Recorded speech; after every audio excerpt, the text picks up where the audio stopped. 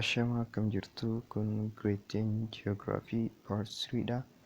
Partii kana keessatti kan laallu the geological time scale and the major geological events kan jedhu ta'a. Kana jechuun wantoota lafa irratti ta'an yeroo yeroodhaan yookiin dheeraadhaan addaan qooduudhaan akkasuma wantoota eeraalee adda addaa kana keessatti yookiin yeroolee adda addaa kana keessatti ta'aa turan maal fakkaata kan jedhu mata duree kana jalatti wajjin laalla jechuudha. Saniin dura key terms yookiin jechoota beekamoo tokko tokko erga laallee booda kallattimaan gara barnootichaa seenna jechuudha. Geology kan jennuun maal kan jedhu yoo laallu, geology is the science of composition, structure and history of the earth. Geology kan jennuun saayinsii waa'ee lafti wantoota akkamiirraa uumamte akkasuma caasaalee akkamii qabdii fi seenaa lafaa akkuma waliigalaatti kan qo'atu geology jennaan jechuudha. It is the study of materials of which the earth is made. Qorannoon geologiin gaggeessu kun lafti maateriyaalii yookiin wantoota akkamiirraa uumamte kan jedhu irratti xiyyeeffata jechuudha. The forces which act up on these materials and the resulting structure.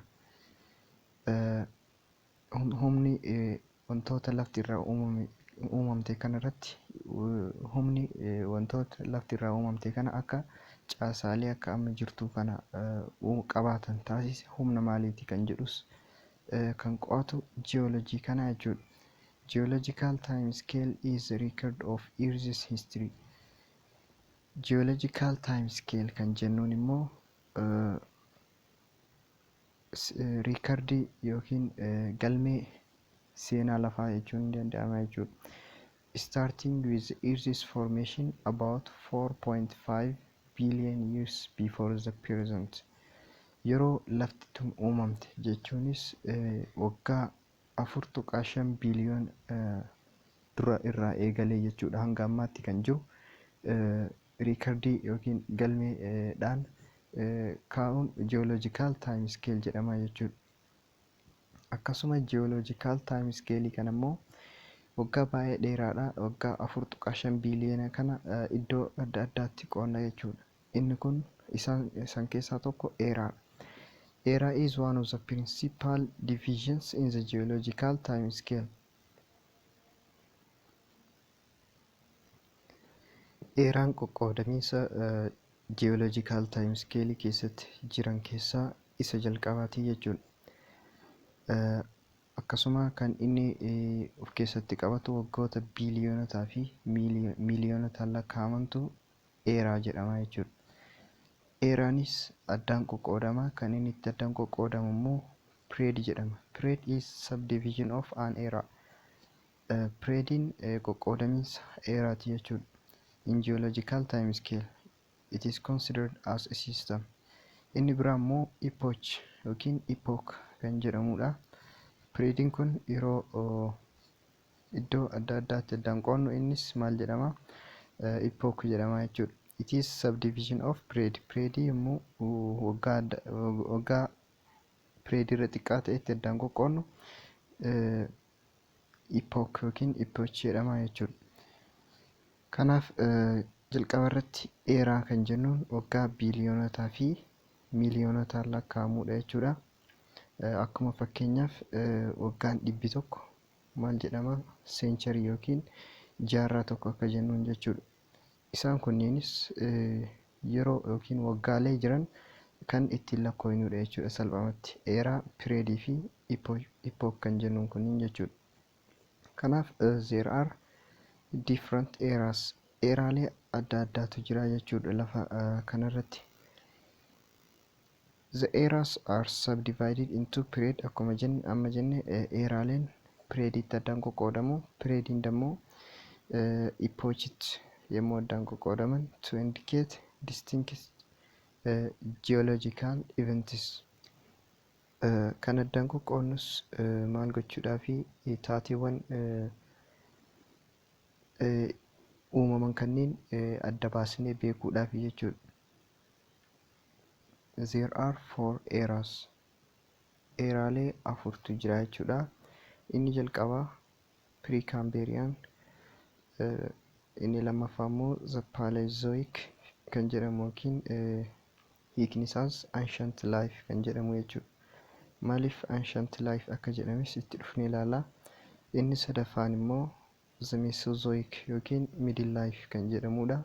Fi inni afuraffaa the Cenozoic or recent life kan jedhamudha jechuudha. Tokkoon isaanii waggaa hangamii akka of keessaa qabu fi akkasuma taateewwan isaan keessatti ta'an maal fakkaata kan jedhu ilaalla jechuudha. Taateewwan isaan keessatti ta'an yeroo ilaallu immoo akka addunyaatti maaltu mudatee fi akkasuma Itoophiyaa keessatti yeroo kanneen keessatti maaltu mudate kan jedhu ilaalla jechuudha. Kallattiimaan eeraalee jiran keessaa isa jalqabaatii fi isa baay'ee turaa ta'e yoo ilaallu the precambrian era isa jedhamudha. It is the longest geological time unit of Earth's history. Geological time jiran keessaa inni kun baay'ee dheeraa fi baay'ee oldest yookiin baay'ee turaa kan ta'edha jechuudha. Taateewwan yeroo kana keessa ta'an immoo maal fa'a kan jedhu yoo ilaallu inni kun akka waliigalaatti yookiin akka addunyaatti taatelee mudatanii. It covered the time lasted from 4.6 billion to about 600 million. Eeraan precambrian jennuun kun waggaa erga lafti uumamtirra jechuudha. 4.5 biliyoona irraa hanga 600 miiliyoonatti kan qabatee jirudha jechuudha. Kanaaf eeraa baay'ee dheeraa kan jedhamuuf kanaaf jechuudha the longest and oldest era jedhamee beekama jechuudha inni kun. Wantoonni yeroo kana keessa ta'an inni beekamaa fi inni jalqaba basement complex yookiin crystalline basement complex dhagaan jedhamu uumamuu isaati jechuudha. The earliest life forms existed such as bacteria, algae. Wantoonni akka baakteeriyaa, algee fi fangasii jechuudha. Akkasuma mooses kan jennuun yeroo kana keessa mudatee jira jechuudha. Inni biraa wanta Itoophiyaa keessatti ta'edha. Yeroo precambrian era kana keessatti Itoophiyaa keessatti wanti ta'e jalqaba irratti during this era Ethiopia was part of Gondwana land. Yeroo precambrian era kana keessatti Itoophiyaan paartii Gondwana laandiiti jechuudha. Gondwana laandiin yeroo kana keessattuu naannoo waggaa 300 miliyoona 300 jechuudha. Lafti Pangee kan jedhamu wanta akka tokkotti turte jechuudha. Sanaan booda bakka lamatti addaan qoodamte.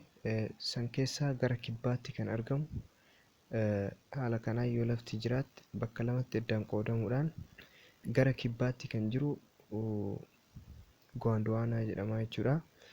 Kanaaf Itoophiyaan Gondwana land kan jedhamu keessa turte yeroo kana keessatti. Ethiopia's rock are precambrian origin.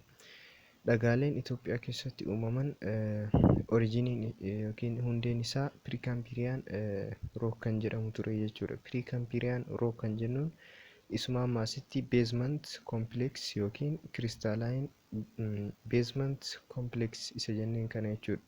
Maqaan inni biraa precambrian rock jedhamuus ni danda'a. Dhagaaleen Itoophiyaa keessatti argaman kan akka Addigraat fa'aa originiin isaa precambrian dha jechuudha. Yeroo ammaa kana dhagaaleen kunniin gara lafaatti ol mul'atanii jiran jechuudha. Iddoolee akka Sidaamoo keessatti, Gaamoo, Goofaa fi Wallaggaa keessatti gara lafaatti ol mul'atanii jiru jechuudha. Akkasuma iddoolee laggeenii fi keessattuu laga Abbaay fa'aa keessatti dhagaaleen kunniin mul'achuu danda'anii jiru jechuudha. Eeraan inni lammaffaa the Paleozoic era isa jedhamu. Paleozoic eraan waggaa hagamii of keessaa qaba? Inni jalqabaa 4.6 biliyoona irraa hanga 600 miiliyoonaati jechuudha. Paleozoic eraan immoo waggaa 600 hanga 225 miliyoona waggaa jiran kan of keessatti qabatudha jechuudha. Taatilee waggaa 600 hanga 225 jiran maal fa'a kan jedhu as keessatti ilaallaa jechuudha. Geological events in this era. Taateewwan geologically era kana keessatti ta'an jalqaba irratti eraan kun ancient life jedhama jennee ilaallee turre jechuudha. Sababni isaas yeroo jalqabaatiif wantoonni lubbuu qaban kan akka keessattuu bishaan keessa kan jiraatan yeroo kana keessa kan mul'atan waan ta'eef jechuudha. Ancient life era jedhamee kan beekamuuf. The life forms included fish, amphibians, and the low forms of plants such as ferns and mosses are appeared. Wantoonni bishaan irra jiraatan qurxummiileen, amfiibiyaanotaa fi biqiltoonni hammi isaanii muraasa ta'e kan akka farnii fi moses fa'aa yeroo kana keessa mul'atanii jiran jechuudha. Kanaaf eraan kun ancient life era kan jedhameef jechuudha. Itoophiyaa keessatti immoo eraa kana keessatti wanti mudate maal inni yoo jennee ilaalle, during this era heavy erosion graded the basement complex rocks. Yeroo kana keessa heavy erosion yookiin haramiinsi lafaa baay'ee cimaa ta'e mudatee ture. Sababa kanaaf basement complex rocks kan jennuun yookiin precambrian rock kan jedhamu kun addaan qoqqoodamee ture jechuudha Itoophiyaa keessatti. Eraan inni sadaffaan Cenozoic era isa jennuunidha.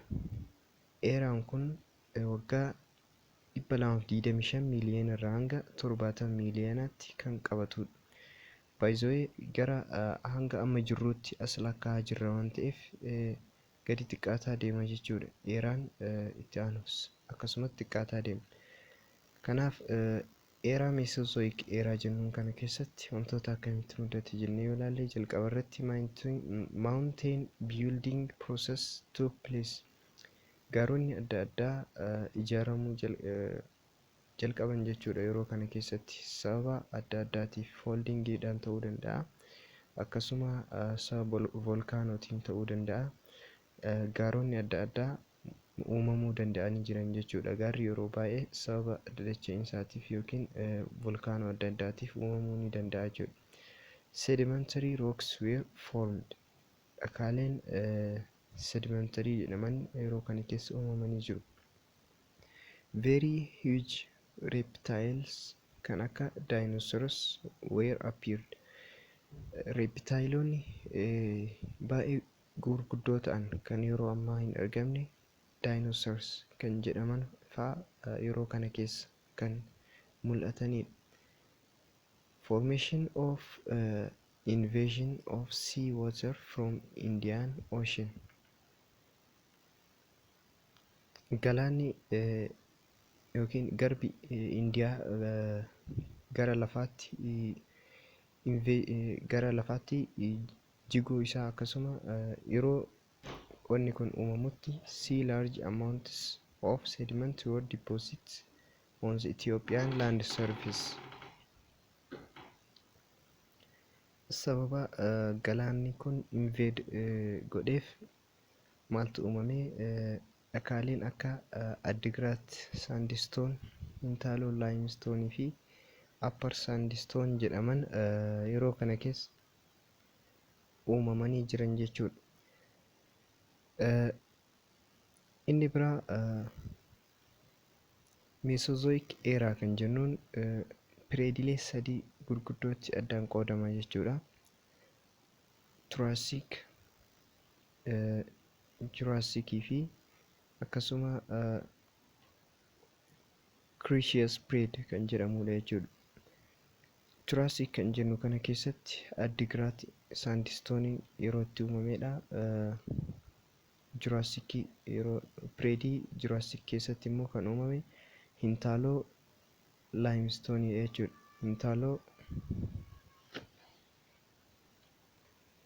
yeroo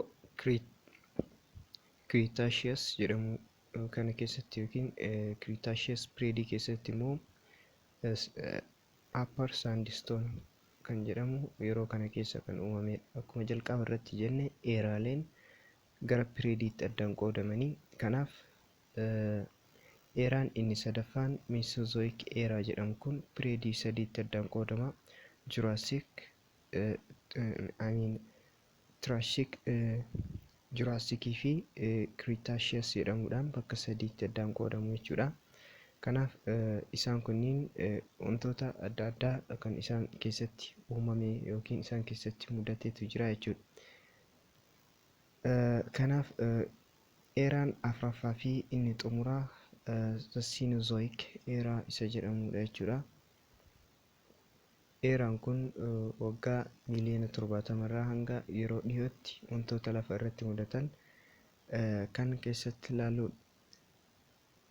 Wantoonni Cenozoic era keessatti mudatan keessaa inni jalqabaa most mountain building process form processing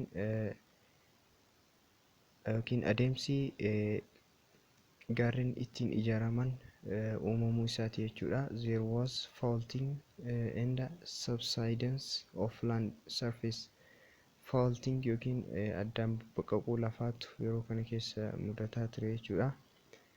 The climate became cooler and ice ages occurred. Yeroo kana keessa haalli qilleensaa baay'ee qorraa sababa ta'eef ice age kan jedhu mudatee ture jechuudha. Heavy rainfall called pluvial rains took place in the lower latitude. Naannoo sarara laatiyuudii gadi aanaa ta'etti roobni baay'ee cimaa ta'e kan pluvial rains jedhamu kan mudate yeroo Cenozoic era jedhamu kana keessa. The present landforms of Ethiopia were formed during tertiary period of the Cenozoic era. Haalli taa'umsa lafaa yeroo ammaa Itoophiyaa qabdu kun kan uumames yeroo Cenozoic era kana keessa jechuudha. Cenozoic era keessaallee tertiary period yeroo jedhamu keessa haalli taa'umsi lafa Itoophiyaa yeroo ammaa jiru kun kan uumame. Cenozoic eraan piriidiiwwan gurguddaa lamatti qoodama. Innis tertiary fi quaternary. Tertiaryin waggaa miliyoona 70 irraa hanga miliyoona 2tti bara jiruudha. Quaternaryin immoo miliyoona 2 irraa hanga recent yookiin hanga yeroo dhiyootti kan turedha jechuudha. Kanaaf piriidii lamatti addaan qoodamaa jechuudha Cenozoic eraan. Tertiary period kana keessatti haalli taa'umsa lafa Itoophiyaa kan uumame.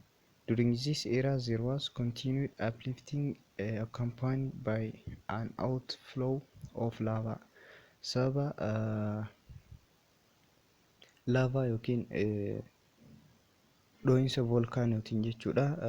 Lafti gara oliitti ol dhiibame yookiin gara oliitti ol ka'aa turte jechuudha era kana keessatti. The lava outpouring of tertiary period is commonly known as Precambrian lava. Lavaan yeroo kana keessatti mudataa ture keessattuu tertiary period keessatti jechuudha. Maal jedhamee beekama? Trapseries yookiin Precambrian lava jedhama jechuudha. Due to uplifting sababa lavaan lafa gara oliitti ol dhiibuutiin lafti ol ka'aa turte jennee jirra. Sababa ol ka'iinsa kanaatiif the basement rocks and overlaying sedimentary rocks cracked. Dhagaaleen basement complex rocks kan jennuun akkasuma dhagaaleen kuusumansaa adda addaa ni dhodhoohanii jechuudha. Which resulted in the formation of Ethiopian Rift Valley. Inni kun sululli qinxamaan baha Afrikaa kan jedhamu Itoophiyaa keessas dabree kan deemu jechuudha. Sululli kun akka uumamuuf sababa ta'ee jira jechuudha. sababa dhodhoo'insa kanaatiif. In quaternary period, the Earth experienced a marked climatic change. Haalli qilleensaa yeroo quaternary kana keessa baay'ee jijjiirame jechuudha. Qabxiin inni ijoo fi xumuraa immoo Homo sapiens kan jennuun dhalli namaa kan irraa dhufe jechuudha.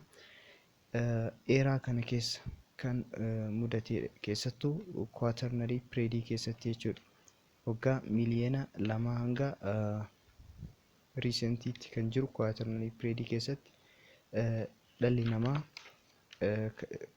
sapiensii yookiin ispeesii dhalli namaa irraa dhufe jechuudha. Homo sapiens kan jedhamu yeroo Cenozoic eeraa kana keessadha jechuudha kan inni mul'ate.